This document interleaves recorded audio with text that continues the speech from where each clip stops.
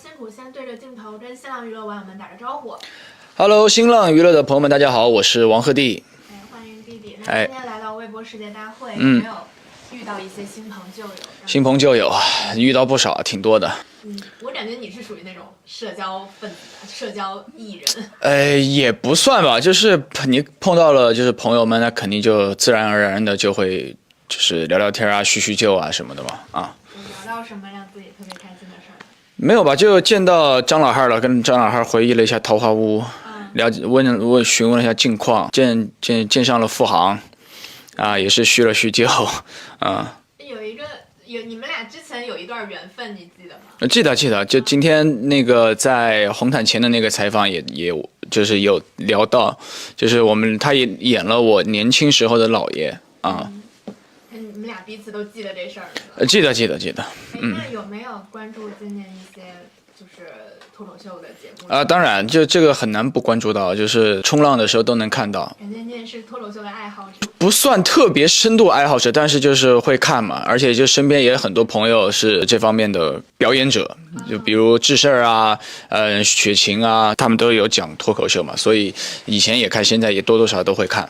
我们也很好奇弟弟最近在忙些什么，跟我们分享一下工作近况。最近在剧组拍摄一部电影叫《星河入梦》，然后就每天在一个比较充实的拍摄中。这个角色能稍微剧透一下有什么特质？我觉得先保密吧，就是怎么说呢，没得到大哥的允许啊，就是没有收到就是剧组的允许，我觉得现在先就是大家可以期待吧，先期待着吧。那我们聊一个官宣问来，就是大凤打工人。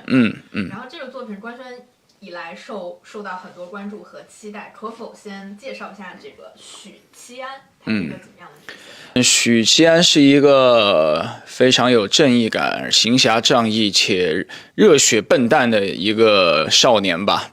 对，在这个大凤里面能看到他的一路的成长，以及他有趣的且热血的一些行侠正义的故事吧。感觉和你本人很契合。对，我在饰演许七安的时候，其实也是这种感觉。对，学笨蛋。对，因为剧里还有一个比较特殊的设置，它不是有那个古今穿梭吗？对，有没有特别准备什么？其实也没有特别，反而我觉得不需要准备什么，因为我本身就是一个现代人嘛。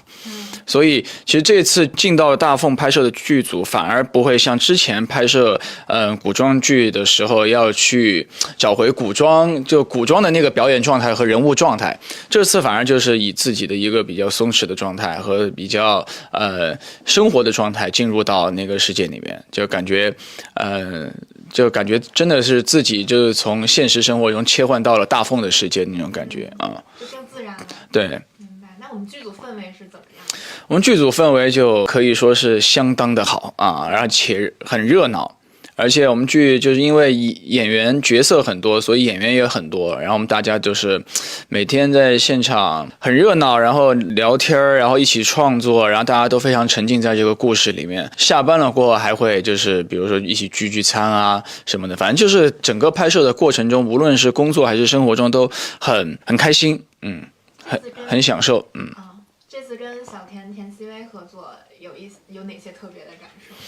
人特别的感受，小田给我感觉就是很敬业，或者说就是他有一股劲儿，就小田就总感觉这个给人一种还是一个很有劲儿的一个女孩，然后在拍摄的过程中和这个相处的过程中，就是能带给你能量的那种感觉，互相帮助，互相这个创作嘛。他有做哪些事儿或者一些行为举止打破了你对他的原有印象？其实也原有印象和见到过印象其实没有太大的反差啊，就从之前可能看到一些小田的剧啊，和小田的形象和见到他本人的感觉其实差不多啊，挺一致的。那两位在剧组里分别是什么担当？没什么担当，小田的话应该是团宠担当，因为她是公主，所以就大家就是都会把她当公主一样。我的话，我是忙内担当，我就是最小的一个。我们整个大凤里面，除了有一个我们小妹妹是，小妹妹多大来着？7岁左右啊。然后除了她以外，我就是我们剧组最小的演员。那有享受到什么忙内福利吗？其实也没有，他们也没有什么时候让着过我。那私下那里是会更有像弟弟的一面，还是像哥哥的一面？其实我们演员在剧组的生活会有一个默契，就是说，会不自觉的带入自己的角色在大家生活中相处，就包括比如说我们在聚餐的时候啊，比如在一起玩的时候啊，其实都会带入到自己的角色去相处，包括就称呼也会不自觉的去称呼对方的角色名这种，所以在里面大家就是也没有觉得年纪大小的这种关系什么，反而是更多的是以角色之间的这种一个交流吧啊。那比如说，如果有机会再跟小田二搭的话，会想尝试一下不同的故事或者人物关系吗？我觉得这个不设限，就是有什么样的本子，就是我觉得都可以去挑战一下和去体验一下啊。那要如果像姐弟这种呢？还好吧，我觉得我跟小田儿也就是那种姐弟感应该没那么强烈，大家都同龄人嘛。明白。然后说完剧集，其实今年也有在很多综艺里受到了很多关注和喜爱。然后我们还统计了一下，咱们这个综艺题材横跨这个像50公里桃花坞到说唱梦工厂到全员加速中，所以很好奇弟弟在选综艺的时候是有自己哪些维度的标准？其实我很简单，第一就是有趣的，我感兴趣的；第二就是有朋友，我觉得这2个点符合了，其实就很乐意去体验、去参与。目前还有想尝试的综艺类型？我感觉都尝试的七七八八了。但就是我可能现在让我想，我也想不到什么新的。但是我觉得，如果有合适的时机，很开心，能够有新的挑战和新的事物来带给我冲击啊。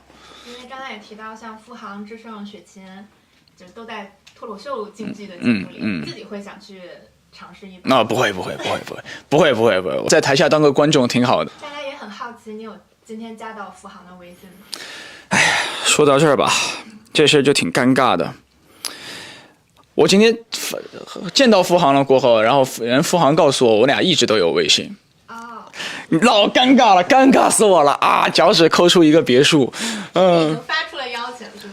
对，我见到他我就跟他说，我说我那天想给你发个恭喜来着呢，然后我才发现我们俩没加微信，然后付航说来你扫我，你看看我们俩有没有微信，然后一扫我们俩又有微信，太尴尬了，尴尬死我了啊！想起来是什么时候加的？其实就是在我们合作的时候加的。我觉得我们俩虽然没有对手戏，但有一天我们在现场，就是在后场的时候就一块儿聊天，那个时候就加上微信了。但是呢，这么多年呢，确实也没怎么联系过。然后加上我也没有备注啊，尴尬死了啊！付航老师，对不起。明白。然后最近就是智胜他们这个50公里桃花坞也衍生出了一个650的团综，知道这件事？知道。自己想去。怎么说呢？有邀请你去？就这么说吧，就是我呢一直属于是这个650的对家，对，我们在桃花坞属于2大龙头产业之一。看到650做大做强呢，作为这个对家，还是替他们非常开心的。对，去不去的话，我觉得这东西随缘，就随缘吧。就是如果在650没有相聚，但是就是我们还有每年有桃花坞的机会相聚嘛，所以当然去的话，应该会玩得很开心，会真的是当成一个朋友重聚的一个感觉去对待这个事情，而不是当成一个节目和一个工作。我觉得，比如说有机会的话，会想拉着，比如说王传君，我们也搞一个衍生团综。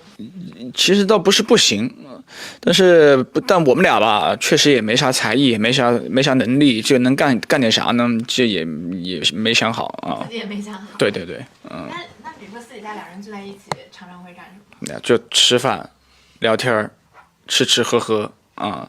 我们俩只要聚在一起，都会下厨。那就适合衍生出一个美食节目或者吃播。倒也可以了。好，然后我们最近也发了那个合作的新曲嘛，《湖边 disco》。然后这首歌就是会，因为今年已经发了2首歌了，有给自己设置一些音乐上的 KPI 吗？其实没有 KPI， 我觉得这个事儿对我来说就是一个兴趣，我觉得就是在享受在这个里面就好了啊。那比如说，做歌、唱歌带给你最大的那个享受感是怎样？和朋友们一起创作的那个氛围，和做出一首歌的那种表达感和那种成就感，我觉得就是和自己本身也就对这个东西感兴趣，所以就这个过程会给我一个蛮大的一个就是充能的，充电。然后歌迷们粉丝们也看到了之后，都在说会不会也有新的音乐节现场了？有相关的安排，大家可以期待一下，期待一下。感觉有，好的。然后之前去参加时尚活动也上了一些意料之外的热搜，比如说像小狗包丢。哎呀，抓马，所以自己是经常会有这种意外情节、抓马情节的人吗？不知道呀，就是感觉老是有这种抓马的剧情出现在我的身上，但是我不得不承认，我确实有时候有一点这种丢三落四的小毛病啊。那小狗包丢的那一刻，内心会慌张吗？当下没有，当下其实因为还在忙工作嘛，所以就是注意力还都在工作上。然后下班了过后，我的团队的人告诉我说，你把小狗包弄丢的时候呢，当时我还挺震惊，就吓死我了，就是怎么能把小狗包给弄丢了？对，然后就问他们找到没有，他们就跟我说找到了才放心的嘛。然后大家也总结了之前丢耳钉，对，确实有点丢三落四的毛病，那个我会努力改正的。那最近有没有相似的这种松弛过头的丢三落四的时刻？最近的应该就是小狗包了吧？希望今天不会丢点什么东西。今天走红毯的时候有带什么？今天有带我们那个大凤打更人中许七安的一个道具，是一个小铜锣，是他的工牌。对，然后那小铜镜我觉得还挺好看的，也挺有那个叫什么标志性的，所以就带着他一起走红毯了嘛。好，那最后来到我们微博世界大会嘛，自己有没有私底下追哪些剧和综，可以最后给我们推荐一下？综艺的话，那还是强烈推荐《桃花坞》和你好星期六了。然后剧的话，今年给大家强烈推荐《边水往事》，太好看了是我这个进组开拍前把这个剧给追完了就非常好看。自己会想以后尝试一下这种现实题材？当然，其实我后面《黑夜告白》其实就是也是属于这种现实题材和这种悬疑题材的，所以大家可以期待未来的话也挺想有更多的就是这方面的剧本和角色，然后让自己去挑战。不只是饰演热血笨蛋，还有更多的。对，我觉得演员就是在各式各样的剧本里面、各式各样的角色里面去探索、去体验。好，那我们最后还有一个互动环节，就是这儿有3个信封，然后弟弟可以选一个。会有对应的节目或者剧集。谢谢。抽了一个。3个一起拿。对，我想。对不起。看你想要哪个？对不起。没事。3选1就好是吧？文旅赛道、成长治愈、人际关系，我选个什么呢？里面是啥来着？里面是任务是吧？不是，就是综艺，可能抽到了一些综艺或者剧，然后聊一聊。如果是弟弟参与过的，就聊聊幕后故事；如果是比较火的，就看看你有没有追呀，然后对这个节目有哪些印象。那我来一个成长治愈吧，就是来我抽到的第一个吧。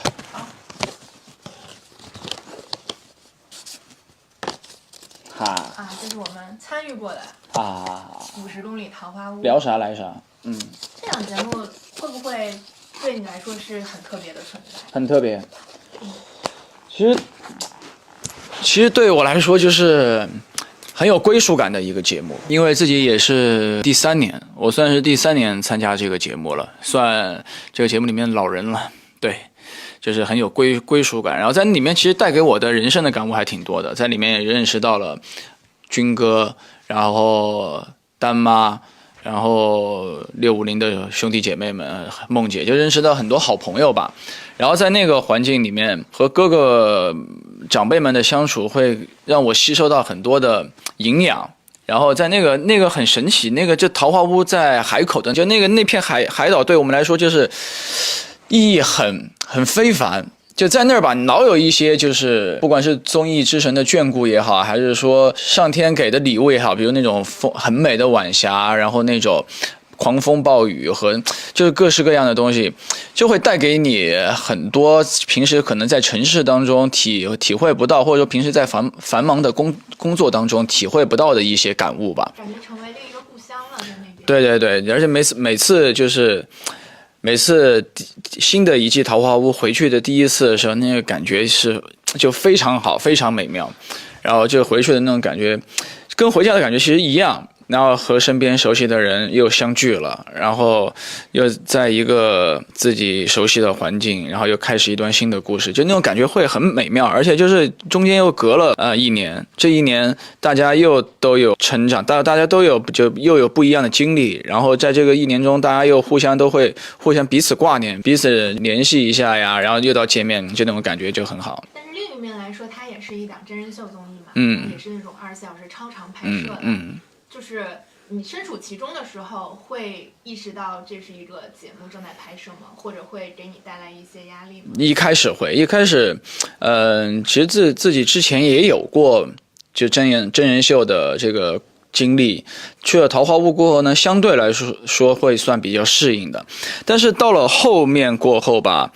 包括就像我之前说的，我都是这个节目的老人了嘛，就是跟导演组跟我们这个节目组其实已经建立了这个信任和建立了这个默契了，包括跟我们的指导谢导和他们其实也和包括我自己的 PD， 其实我们除了就是我们桃花坞的15个艺人以外，桃花的嘉宾以外，然后其实我们和幕后的每一个兄弟姐妹们其实都相处得非常好，所以我们回去的时候，除了镜头内的那些东西吧，还有镜头外的和幕后的兄弟姐妹们相处也很好。所以，就当和大家都建立这种信任和这个默契过后吧，在那个真人秀的环境里面去录制、去生活，其实就不会觉得把这个当成一个节目在做、在弄，而是真实的在里面过日子。就那种感觉。那最后给一个机会，如果弟弟还可以邀请一个人，因为我们已经是老人了嘛，再去新一季桃花坞，你会拉上谁？我想想，我怎么想到都是去过的呢？就是希望他也能感受一下这个治愈的过程。要不我带何老师去吧？何老师带何老师去。忙碌的通告中再加上一个桃花坞。没事儿。好的，我们也很期待弟弟在嗨6嘛，跟何老师再见面。当然。山花烂漫始终饰演张桂梅校长在张桂梅校长的坚韧执着和豁达乐观展现的表现境界。那今年还有电影作品《祝你幸福》《好东西》等等，他把每一个角色都诠释得生动鲜活。那当然，他从巴黎的旅行碎片到下班的街拍照呢，也是一直在微博分享自己的生活点滴，播撒快乐的种子。所以也要期待宋佳姐在未来的作品给我们继续带来更多的精彩表现了。也欢迎姐姐来到我们的身边，下一个打卡点位。我又想到了她在山花烂漫时发的长文，说飞到更远的地方唱动人歌，生活不是一眼就能望到头的，人生的旷野比我们想象的更加辽阔。也欢迎宋佳姐在我们以角色的方式走到更辽阔的地方看世界。今天宋佳姐这身造型也上了热搜了，像一个贵族的女婿这种感觉。好的，再次欢迎宋佳姐。那我们移步内场，内场再见，谢谢。那接下来登场的是大凤大夫人剧组，让我们欢迎主演王鹤棣，欢迎。今天作品对待你的作品形象。期待我们这里设有许七安义气风发花边推理的特长，变身大凤段，然后我们可以关注是玄幻奇妙的大世界，人心诡谲，黑暗有涌动，一双双离奇案件中难得被想到真正的少年英雄豪情动人和期待，由王丽主演的大凤大恩人。这个真的是我昨天看到最期待许仙的演出。